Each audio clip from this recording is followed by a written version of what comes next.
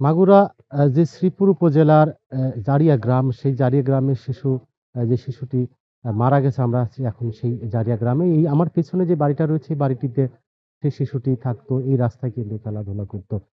এবং এই যে শিশুটি মারা গেছে, যে জানেন আপনারা, যে গত ৫ তারিখ, গত বুধবার, যে তাকে তার বোন বাড়ি মাগুরা যে সদর উপজেলার নিজ নান্দোয়ালী গ্রামে, সেই নিজ নান্দোয়ালী গ্রামে বোন বাড়িতে বেড়াতে গিয়েছিল। বেড়াতে যাওয়ার পরে কিন্তু শিশুটি ধর্ষণের শিকার হয়।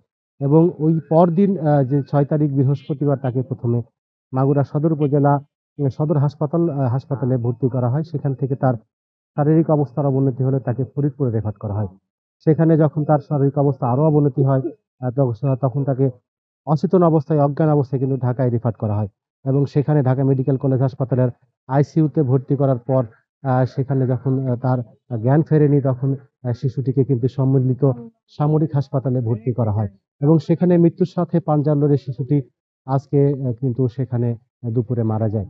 আসলে মারা যাওয়ার পর থেকে এই যে শিশুটির বাড়ি মাগুরার যে শ্রীপুর উপজেলার জারিয়া গ্রাম, সেই জারিয়া গ্রামে গ্রামের গ্রামবাসী সহ আশপাশের এলাকার মানুষ কিন্তু শিশুটির পরিবারকে, শিশুটিকে সমবেদনা জানাতে এবং শিশুটিকে এক নজর দেখার জন্য কিন্তু ছুটে আসছেন। যেহেতু শিশুটি এখনো ঢাকাতে আছে, এইজন্যে সপরিবারের লোকজন সহ আশপাশের প্রতিবেশী তারা কিন্তু অপেক্ষা করছে এবং শিশুটির পরিবারকে সমবেদনা জানাচ্ছে, যারা এখানে আছে তাদের সমবেদনা জানাচ্ছে। এছাড়াও এখানে জেলা সমাজসেবা অফিসের পক্ষ থেকে কিন্তু পরিবারের সহযোগিতা জানানোর জন্য তারা অপেক্ষা করছেন, যেহেতু শিশুটি আসবে। তো আমরা এখানে গ্রামের যারা প্রতিবেশী আছে তাদের সাথে কথা বলার চেষ্টা করেছি। তারা বলেছে যে এই যে ন্যাক্কারজনক ঘটনা, এই ঘটনায় যারা গ্রেপ্তার আছে, যারা আ আটক আছে, যারা অভিযুক্ত, তাদের কিন্তু দ্রুত বিচার করে তারা সর্বোচ্চ শাস্তি দাবি করেছে। তো আমরা এখানকার একজনের সাথে কথা বলবো। আসলে কি চান আপনারা, যে শিশুটিকে যে হত্যা করা হলো, ধর্ষণের পর হত্যা করার চেষ্টা করা হয়েছে এবং শিশুটি পরে মারা গেছে। কি চান আপনারা? আমরা চাচ্ছি যে এটাই, যে এত বড় ন্যাক্কারজনকভাবে আছিয়ার মৃত্যু চাই নেই।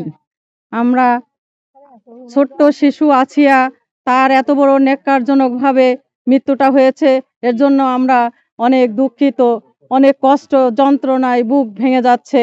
এই জন্যই আমরা চাচ্ছি যে এই আছিয়া দাফনের আগে যদি ওই ধর্ষকের দাফন হইতো, তাহলে আমাদের জন্য অনেক, আমরা অনেক খুশি হতাম বা আশাবাদী হতাম।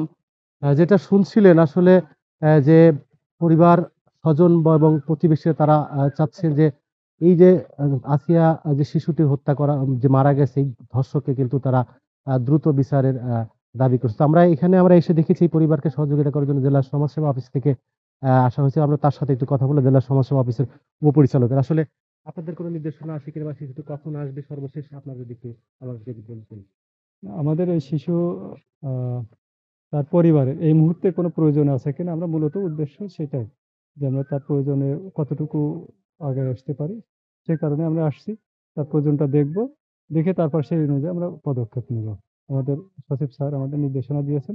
সেই নির্দেশনা মোতাবেক আমরা এখানে আসছি।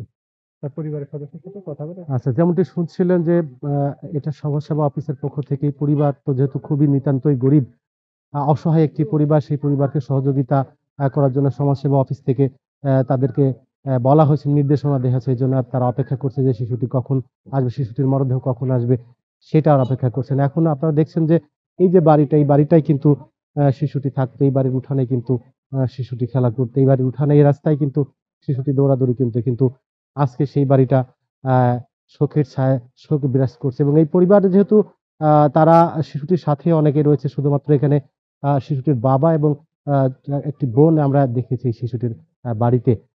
তারা কান্না করছে। শোকে স্তব্ধ হয়ে পড়েছে পুরো পরিবার, পুরো এলাকা কিন্তু এখানে শোকের ছায়া নেমে এসেছে। তারা দাবি করছে যে এই যে ঘটনায়, এই ঘটনায় যারা জড়িত, দ্রুত সময়ের মধ্যে তারা হত্যার যে বিচার তারা কিন্তু চায় এবং দ্রুত সময়ের মধ্যে যে সর্বোচ্চ শাস্তি, ফাঁসি, সেটা কিন্তু তারা দাবি করছে। তো এই ছিল মাগুরায়